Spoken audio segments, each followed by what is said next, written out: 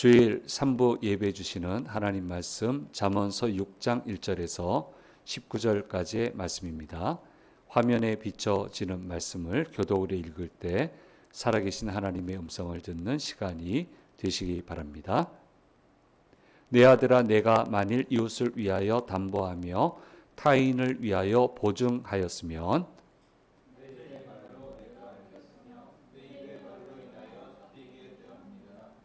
내 아들아, 내가 내 이웃의 손에 빠졌은즉 이같이 하라. 너는 곧 가서 겸손히 내 이웃에게 간구하여 스스로 구원하되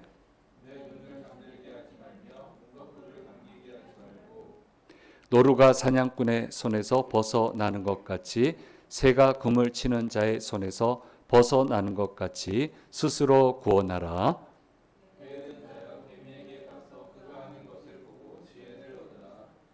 계미는 두령도 없고 감독자도 없고 통치자도 없으되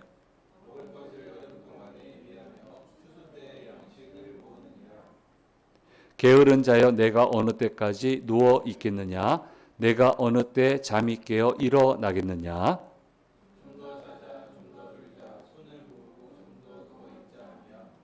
내 빈궁이 강도같이 오며 내 곰핍이 군사같이 이르리라. 눈짓을 하며 발로 뜻을 보이며 손가락질을 하며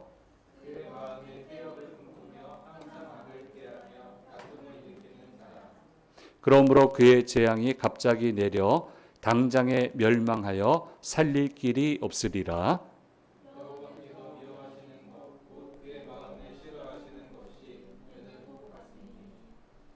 곧 교만한 눈과 거짓된 혀와 무죄한 자의 피를 흘리는 손과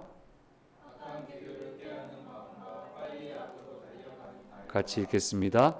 거짓을 말하는 망령된 증인과 및 형제 사이를 이간하는 자이니라. 아멘. 주일 3부 예배 오신 성도님들과 영상을 통해서 예배 참여하시는 모든 분들에게 주께서 주시는 은혜가 함께 하시기를 간절히 소망합니다. 제가 보았던 사례 중에 제가 한 번씩 단편적으로 말씀을 드린 기억이 있는데요. 자기 스스로가 자기를 망치는 그 아주 최악의 사례를 제가 지켜본 적이 있습니다. 20대 젊은 나이에 이제 사역자이신데요. 물을 드시는데 항상 설탕물을 드셨습니다. 그래서 마셔보라고 이렇게 입에 대면 너무 달아가지고 아주 그 학생인데 너무 달아가지고 한 모금도 넘기기가 어려웠을 정도로 그렇게 이제 설탕물을 드셔서 관련 지식도 없는데 이거 드시면 안 되잖아요. 그랬더니 네, 괜찮아, 젊어서 20대 사역자이셨어요.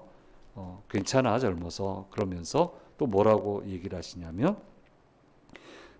성경에 믿는 자들에게 따르는 표적 중에 무슨 독을 마실지라도 해를 받지 아니한다라고 하셨으니까 주님이 그렇게 역사하실 거라고 그렇게 얘기를 했는데 그 말이 잊혀지지가 않아요.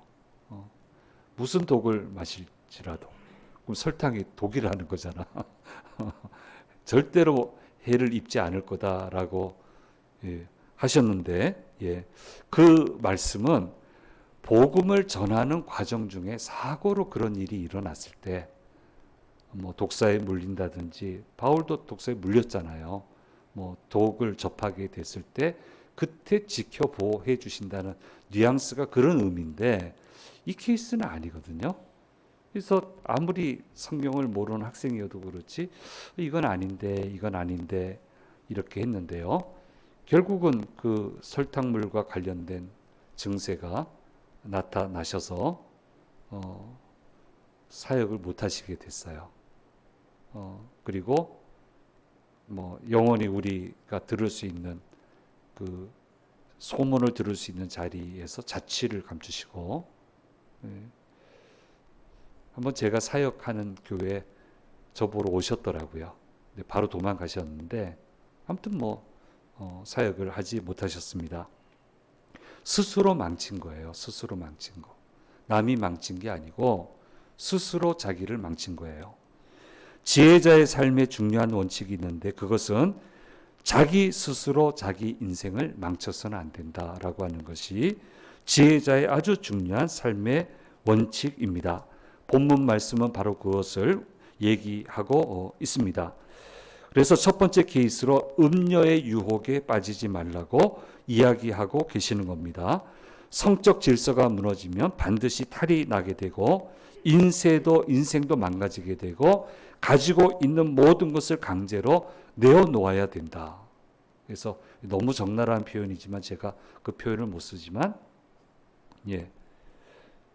어떤 분이 옆에서 지켜봤더니 이제 이 케이스에 빠진 거예요. 음녀의 케이스에 빠졌는데 모든 게 다 삼켜지더라는 거예요.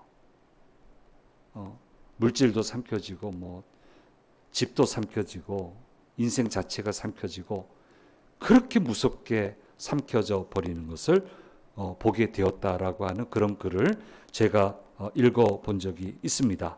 그래서 음녀에게 빠지는 것, 음남에게 빠지는 것은 정말 어리석은 사람이 하는 행동이라고 하는 것을 우리는 분명히 알아야 되는 겁니다. 영화나 드라마에서 보여주는 것처럼 불륜은 아름다운 것이 절대로 아닙니다. 불륜은 인생을 망치는 것이고 무엇보다도 하나님이 주시는 은혜를 거둬가게 해버리기 때문에 성적 질서를 무너뜨리는 행동을 해서는 절대로 안 된다라고 하는 것을 이야기하고 있고요. 이것이 스스로 자기를 망치는 건데 지혜로운 사람은 스스로 자기를 망쳐서는 안 된다. 이렇게 얘기를 하고 있습니다. 두 번째 케이스는 금정적인 문제고 특별히 보증을 쓰는 문제에 대해서 오늘 말씀은 이야기를 하고 있습니다. 자기 아들이 실제로 그렇게 하는 걸 봐서 그런지 모르겠지만 보증을 쓰는 것도 뭐 그 당시 은행이 없었으니까 그렇죠? 스스로 자기 인생을 망치게 되는 그런 길이다라고 하는 것을 이야기를 하고 있습니다. 이런 사례는 많으시죠? 많이 겪어보셨죠? 그래서 교회 안에서는 금전적인 거래하지 마라. 지금은 뭐 제1금융권, 제2금융권 뭐 잘 돼 있잖아요. 그래서 교회 안에 사실 부탁 안 하잖아요. 그렇죠? 뭐 소명 받을 일도 없고 개인 신용 평가는 개인 신용 평가를 하니까. 그러니까 뭐 옛날에는 이런 게 잘 안 돼 있을 때는 참 곤란한 일이 많았거든요. 그래서 목사님들이 설교할 때 교회 안에서 금전적 거래하면 안 된다는 설교를 주기적으로 했어야만 됐어요. 전 특수 교회에 있었지만 그 안에서도 제가 얘기를 했어요. 절대로 금전적인 게 얽히면 안 된다라고 하는 거, 교회가 어지러워진다라는 얘기를 1년에 한두 번은 반드시 했었습니다. 그래서 이제 뭐라고 얘기를 했냐면, 그래서 그래도 꼭 해야 되겠다면 빌려주는 분은 못 받는다 생각하고 빌려주고 빌려 가시는 분은 갚는다 생각하고 빌려 가시라고. 그러면 원망과 시비가 없게 된다고. 그런데 이게 그렇게 안 되더라고요. 꼭 문제가 생기더라고요. 그래서 굉장히 어려워지고 본인도 어려워지고 교회도 어려워지고 난처해지고 하는 일들 많고요. 하여튼 사람 사는 사이니까 참 눈살 찌푸린 일 많습니다. 여기에 관련된 거는 지금도 뭐 계속 들려와요. 요즘 유튜브에 이게 쇼츠에 그 관련된 것도 나와요. 뭐 내가 교회를 안 가는 이유는, 누가 교회를 안 가는 이유는 쭉 들어보면 그 얘기예요. 그게 나와 있어요. 어쨌든 옛날 유대 사회도 사람이 사는 사회니까 채무 관계가 당연히 있을 수밖에 없었고 채무 관계에 따라 빚을 보증 쓰는 일들도 있게 되어서 이에 관한 관련 규례가 이스라엘 공동체 초창기부터 계명에 들어가 있는 것, 여러 가지 교훈에 들어가 있는 것을 보게 되고요. 사람이 사는 곳이라 어쩔 수 없는 것 같아요. 그러니까 보증 쓴다 하면 문서로 해야 되겠죠. 그런데 이 시기는 종이가 귀하잖아요. 그게 잘 없거든요. 그러니까 말로 하는 경우가 거의 대부분. 내가 보증 쓴다라고 얘기를 하고 손을 서로 쫙 쳐버리게 되면 이게 보증을 쓰는 거래요. 그렇게 보증을 쓰게 된다는 거고요. 근데 이렇게 하는 것은 절대로 해서는 안 된다라고 오늘 말씀은 얘기를 하고 있습니다. 잠언서 6장 2절 말씀에 이렇게 얘기를 하고 있습니다. 같이 읽겠습니다. 내 입의 말로 내가 얽혔으며 내 입의 말로 인하여 잡히게 되었느니라 라고 말씀하고 있습니다. 그래서 이것을 빨리 처리를 해라. 왜냐하면 이런 보증 관계에서는 쉽게 빠져나올 수 없고 빠져나오게 되더라도 큰 상처를 입게 된다. 여러분 주변에서 보셨던 케이스를 생각해 보세요. 제가 겪었던 케이스도 생각해 보면 참 희한해요. 아무튼 손해를 봐. 큰 손해를 보고 완전히 털리지 않더라도 어마어마한 손해를 보더라고요.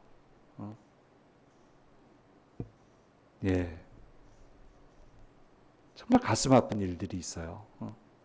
아주 좋은 분이고 귀하게 저를 섬겨줬던 분인데도 방법이 없더라고요. 방법이 없어요. 그래서 뭐라고까지 얘기하냐면 이 보증 관계를 털지 못하면 목숨을 잃는 거다. 참 이상해요. 돈은 필요한 건데 돈이 이게 잘못 들어가게 되면 이렇게 모든 것을 망치게 되더라고요. 그래서 어떻게 하든 이 관계에서 빨리 빠져나와야 된다. 보증 관계에 들어가지 마라. 어려운 문제죠. 잘 판단하시고 어쨌든 원칙은 그겁니다. 주는 사람은 못 받는다 생각하고 빌려가는 사람은 꼭 갚는다 생각하고 요게 이제 서로 이렇게 잘 맞아야 되는데 어쨌든 그렇게 얘기를 하고 있습니다. 그 다음 이제 세 번째로 오늘 말씀에 절대로 해서는 안 될 자기 스스로 자기를 망쳐서는 안 되는 일이 뭐냐면은 이게 이제 많이 얘기를 하는 거예요. 게으름에 대해서 이야기를 하고 있습니다. 게으름은 자기 자신을 망치는 지름길이라고 하는 것을 이야기하고 있고 계미의 부지런함을 배우라고 말씀하고 있습니다. 두 가지 얘기하는데요. 첫째는요. 계미는 누가 지시를 하지 않아도 스스로 알아서 제 역할을 끊임없이 해낸다라고 이야기하고 있습니다. 잠언서 6장 7절 말씀에 이렇게 얘기를 하고 있습니다. 같이 읽겠습니다. 계미는 두령도 없고 감독자도 없고 통치자도 없으되 스스로 알아서 제 역할을 해내는 것이 계미다. 이렇게 부지런해야 된다. 두 번째로 계미는 시기를 절대로 놓치지 않고 결실을 거두되 최선을 다하여 거두어서 쌓아둔다라고 말씀해 주시고 있습니다. 잠언서 6장 8절 말씀에 이렇게 얘기를 하고 있습니다. 같이 있습니다. 먹을 것을 여름 동안에 예비하며 추수 때 양식을 모으느니라 라고 얘기를 하고 있습니다. 누가 지시를 하지 않아도 내적인 지혜가 있어서 스스로 알아서 모든 일들을 준비를 잘 해내고 잘 모으고 잘 대비를 하는 것이 바로 계미이다. 이 계미의 부지런함을 배워야 된다라고 하는 것을 말씀해 주고 있습니다. 이스라엘의 추수철은 4월에서 5월인데 계미는 주 수확철인 여름에 열심히 수확을 해요. 그런데 그 시기가 벗어나더라도 기회만 주어지면 계속 일한다는 거예요. 거기서 멈추지 않는다는 거예요. 그래서 쌓아놓는다는 거예요. 쌓아놓으니까 무슨 일이 닥쳐도 걱정이 없게 된다는 거예요. 그래서 지혜로운 사람은 이런 삶을 살아야 되고 이와는 정반대의 삶을 살아서는 안 된다라고 하는 것을 이야기하고 있고 우리가 이제 잘 들은 말씀이 여기 나와 있습니다. 잠언서 6장 10절에서 11절 말씀에 말씀하고 있습니다. 같이 읽겠습니다. 좀 더 자자, 좀 더 졸자, 손을 모으고 좀 더 누워있자 하면 내 빈궁이 강도같이 오며 내 곰핍이 군사같이 이르리라. 왜 웃어요? 좀 더 자자, 좀 더 졸자 그러세요? 안 된다는 거예요. 예, 뭐 몸이 안 따라오면 이제 시간을 효율적으로 써야죠. 집중력을 높여야죠. 예, 몸이 안 따라오면 방법이 없죠. 예, 그러면 스케줄을 잘 세워서 집중도를 높여야 됩니다. 예, 그렇게 해서 자는 것 같은 상황, 잘 되어 있겠지, 안 되어 있습니다. 절대로 안 되어 있습니다. 챙겨야 됩니다. 부지런히 움직여야 됩니다. 내 마음처럼 해주겠지. 절대로 안 합니다. 내가 목사인데 미안합니다. 안 믿습니다. 확인해야 돼요. 그렇게 태어난 사람들이 많아. 나한테 보고를 했는데 여기 말고 제가 옛날에 있었던데 태연히 보고 다 됐다고 보고했는데 보면은 안 돼 있어. 안 돼 있습니다. 어딜 갖다 놔도 그 사람 그렇게 합니다. 그런 사람은 같이 동력할 수 없는 사람이에요. 절대로 같이 동력 못해요. 그냥 알아서 본인이 통하는 대로 가시라고 하지만 밖에 나가면 더 안 되죠. 안 됩니다. 게으르는 사람 쓰실 겁니까? 열정 없는 사람 쓰실 겁니까? 아니잖아요. 이건 스스로 망치는 거예요. 좀 더 자자, 좀 더 졸자. 손을 모으고 좀 더 누워있자. 뭐가 됩니까? 이렇게 해서. 부지런하지 못하고 항상 게으르면 빈곤과 곰핍은 벗어날 길이 없다라고 하는 것을 분명히 얘기하고 있습니다. 제가 얘기하잖아요. 기도하는데 아무것도 안 하고 있다고. 기도는 하는 것까지예요.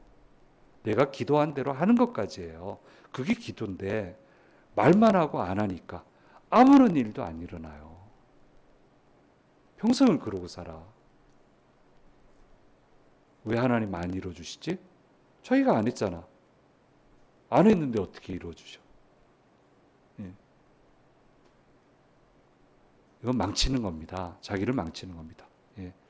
너무 자기를 몰아가도 힘들고, 예. 그러나 꼭 해야 될 일을 해낼 수 있는 그런 자세가 돼 있어야 되고, 그런 역량이 있어야 어디를 가도 통하죠. 그런 사람은. 어디다 갖다 놔도 살아남죠. 요셉이 게을렀습니까? 다니엘이 게을렀습니까?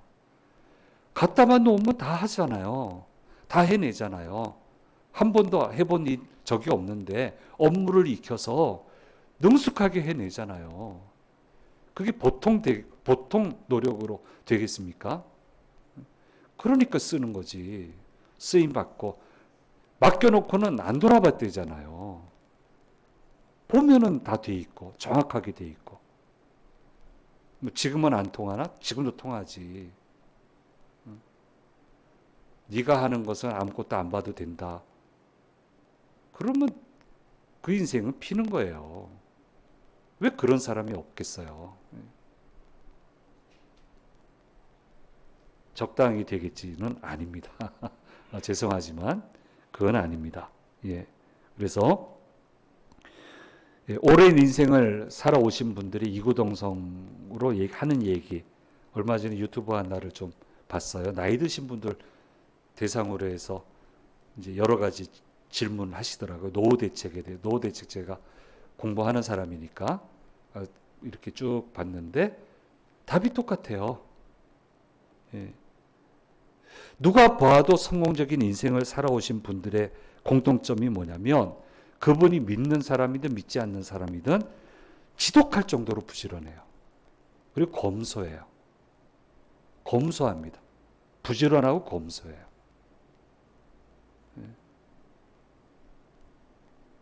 그 5명 인터뷰 내용이 그거예요. 젊어서 부지런하게 일하고 5가지 기술만 있으면 먹고 살 수 있다.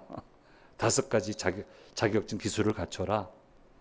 그리고 1살이라도 젊을 때 좀 더 아껴라. 그렇게 하면은 평균적으로 이렇게 잘 갈 수 있다. 전부 다 그 말이에요. 예수 믿는 사람들 아닌데. 뭐 믿는 분도 있겠지만. 다들 이야기합니다. 정말 부지런하게 살아야 되고 아끼면서 살아야 된다라고 얘기를 하고 있고, 그래야만 긴 인생을 제대로 살아갈 수 있다라고 하는 것을 이야기하고 있습니다. 그래서 저도 정말 열심히 살아온 사람 중에 한 사람인데, 이제 좀 쉬어라 소리 들어본 사람인데, 이런 분들 정기를 읽으면요, 내가 아직 부족하구나 싶어요. 부족하다 싶어요. 이번에 우연히 소개를 받아서 다이브 딥이라고 하는 책 읽어보셨습니까? 이거? 예. 이 책을 제가 우연히 소개받았어요. 이 책은 뭐에 관한 거냐면 쿠팡에 관한 거예요. 쿠팡.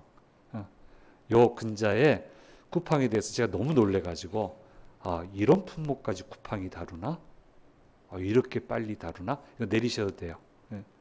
그래서 이거 몇 년 전에 나온 책인데요. 한 하루 만에 다 읽었어요. 다 읽었는데, 이 책이 나왔다는 건 제가 알고 있어요. 근데 안 샀어요. 왜 안 샀냐면, 쿠팡은 적자 기업이잖아요. 조 단위 투자를 받았는데도 평가를 보면 전부 다 적자였거든요.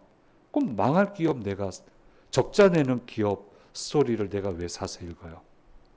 다른 물류 회사 거는 책 나온 거 다 읽는데, 뭐 쿠팡은 어차피 망할 회사인데 뭐 망하는 비법을 내가 배울 이유가 뭐가 있어?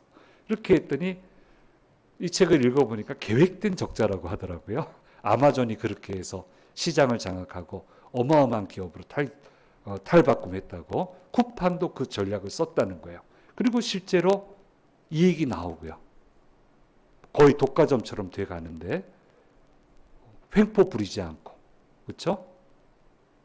뭐 불만을 얘기하면 곧바로 시정이 되고, 굉장히 빠르잖아요. 응대하는 것도 빠르고, 우리 교회 제가 주문하는 것도 다 거기서 하거든요. 집에서 하는 것도 다 거기서 하고요. 다른 거 안 써요. 충성 고객이 됐잖아요. 이제부터 무서운 회사가 된다. 직접 물류 택배를 하고요. 그 연관된 사람들이 얼마나 많습니까? 야, 참 대단하다. 근데요, 그 창업자 의장이라고 그러죠. 지금 이제 글로벌 경영하기 위해서 한국 대표직은 다 내려놓고 글로벌 이제 시장 개척, 일본, 대만, 뭐 싱가포르 뭐 이렇게 지금 해 가고 있다고 하시는데, 이제 파일을 만들어야 되니까. 그 책 읽어본 소감이 뭐냐? 미쳤다. 이건 미쳤다. 우리 나이에 이렇게 하면 죽는다. 30대니까 20대니까 저렇게 했지. 미쳤다 정말. 제 평가예요. 미쳤어요, 미쳤어. 그렇게 열정적으로 앞을 내다보고 조직을 하루아침에 바꿔버리고.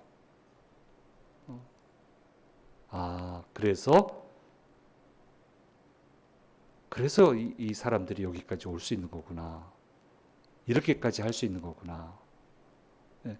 아주 감동을 받았는데, 이제 제가 따라하기 너무 벅차고. 근데 아주 좋은 책을 제가 읽어 보았습니다. 단 한순간도 긴장을 풀지 않고 죽으라고 사업을 하는 모습을 보면서 게으르면 절대로 안 된다.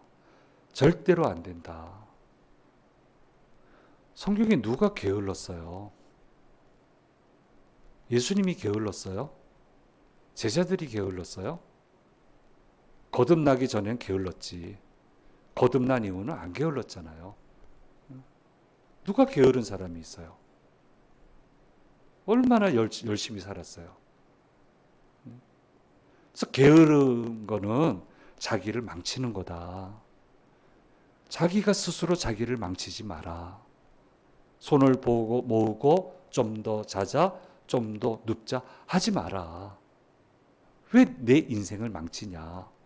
그렇게 오늘 말씀에서 이야기하고 있습니다. 그래서 정말 부지런히 살아야 되고요. 예. 어제도 얘기하더라고요. 누가. 예. 내 인생은 옆을 볼 겨를이 없이 살았다고. 그 조직이 원래 그래요. 옆을 볼 겨를이 없어요. 그렇게 살았는데 이 젊은 사람들 보고 너희는 나처럼 살지 말고 옆을 보면서 살라고. 그래서 내가 얘기했어요. 이 사람들도 옆 보면 죽어요. 이 사람들도 옆 보면 될 줄 아세요? 더 힘들어요. 옆 못 봐요. 그러면 하지 마세요. 온 힘을 다해서 달려가야 돼요. 나만 그렇게 살았다 생각하지 마세요. 다 그러고 살아요. 네. 좀 무한을 줬죠? 예, 무한을 준 건데 그게 사실이니까. 여러분 얼마나 열심히 사셔야 돼요. 옆을 볼 겨를이 어디 있어요? 예. 그래서 이 세 가지 얘기하시는 거예요. 음욕, 성적 질서 무너뜨리는 거, 스스로 무너지는 거고, 예. 예. 그 다음에 금전적인 문제, 경제 질서, 그래서 보증 문제, 이거를 이제 얘기하고 있고, 그 다음에 이제 게으름의 문제, 극복해야 됩니다. 이거 극복 못하면 안 됩니다. 무조건 안 됩니다. 이것을 얘기하고 있고요. 그 다음에 이제 하나님이 미워하시는 일을 하지 말라고 쭉 여러 가지를 써놨어요. 제가 읽어드릴게요. 말을 비비꼬지 말라. 눈으로 노려보고 잘못된 손질과 발길을 하지 말라. 항상 악을 꾀하지 마라. 싸움을 부추기는 일을 하지 마라.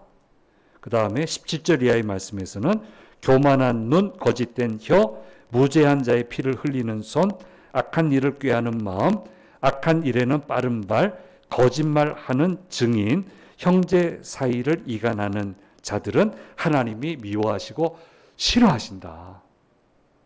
하나님 싫어하시는 일을 싫어하는 일을 하는데 어떻게 하나님이 도와주시겠어요?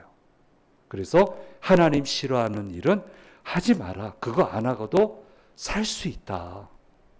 그거 안 하면 더 잘 살 수 있다. 라고 하는 것을 힘주어서 말씀해 주시고 있습니다. 정확하게 오늘 말씀은 우리에게 지침을 주고 있습니다. 이렇게 살아야 된다. 절대로 빠지지 말고 자기를 망치는 일 하지 말고 하나님이 은혜 주지 않으실 일은 하지 마라. 그렇게 하지 마라. 조각이 모여서 인생이 되는 건데 부지런함의 조각을 만들어야 되고 믿음의 조각을 만들어야 되고 말씀의 조각을 만들어야 되고 충성의 조각을 만들어서 하나님이 기뻐하시는 일을 만들어내면 하나님이 함께 하시고 그 인생이 빛난 인생이 될 수 있다라고 하는 것을 오늘 말씀에서 저와 여러분에게 가르쳐 주시고 있습니다. 예. 주님은 원래 귀한 인생으로 살아가길 간절히 원하시는 거고 이제 항상 드리는 말씀처럼 내가 잘하면 됩니다.